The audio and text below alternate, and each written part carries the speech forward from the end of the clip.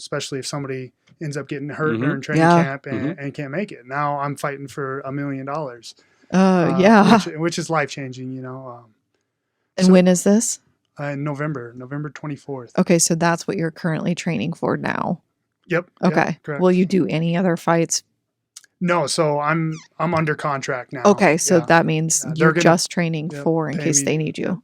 Correct. Gotcha. I don't know. He's going to miss second weekend of deer season. Yeah, I mean, if he gets called up. So, Right.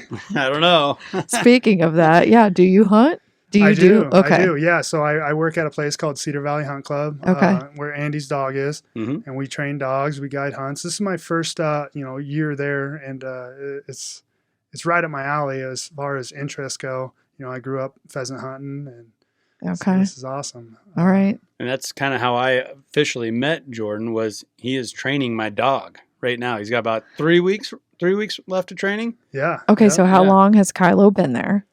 A little over a month. Holy cow. Yeah. Are you going to even know what to do with the dog when he I'm going to comes take him home? hunting. I'm going to take him hunting as soon as he's going to get So this hunted is a good lot. timing in 3 weeks. Yeah. Did you plan it like that on purpose, Andy? Yes.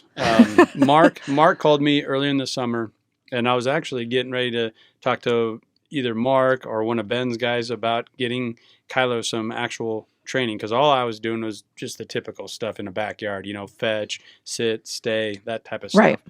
And I wanted him, we already made a pretty good investment because we bought him at Cedar Valley, you know, and great bloodlines. You don't want to let that just go to waste or just settle on him being a pet, right? Mhm. And they love doing that stuff, being out in the field. And that's why we got him.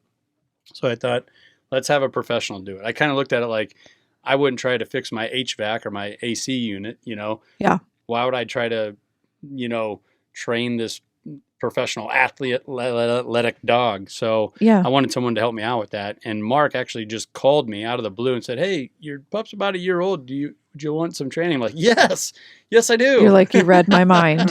He goes, "Well, if we get him in here in a few weeks, we can slide him in and have him ready to go by hunting season." I'm like, perfect. Let's do it. You know, he's like, Okay. "Well, do you want this program?" I'm like, what would you do for your dog? That's what I want. Whatever, you know. And Yeah. so it just so happened that Jordan was you're the main trainer, right? Yeah. So Yep. he's with Kylo just about every day. So how do you like Kylo? You can plug your ears, Andy. Kylo's a good Turn off dog. my, Kidding. hold on. Let me get my headphones turned off here.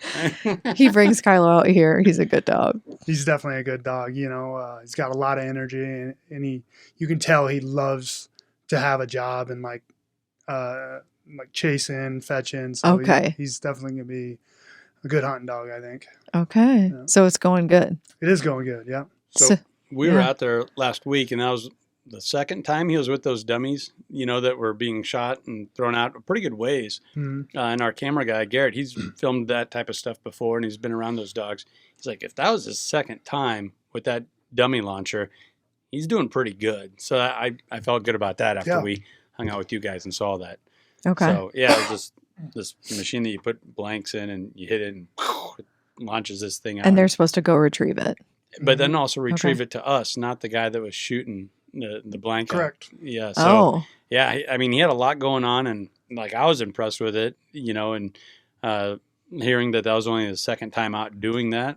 I mean, it's pretty cool to see that. Yeah. And then he was really tough to walk on a leash. Like, I mean, to where only I could walk him around Beaver Like the Lake. neighborhood. Yeah. And Ashley wouldn't even try it. Ozzy and Kimber would be a train wreck. He'd just be dragging the kids down the road. And the first time, about a month ago, when we went and visited him, Ozzy went with us and he walked him. And there was lack, you know, in the leash and everything. leash.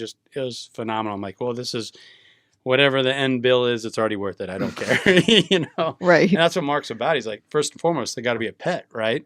Because you're only going to go hunting at most, 14 days out of the year. The rest of those days, he's a pet. Yeah. So he's got to be a good pet first. So I like that approach too. Yeah. I just think that's pretty cool. You've only been there a year though.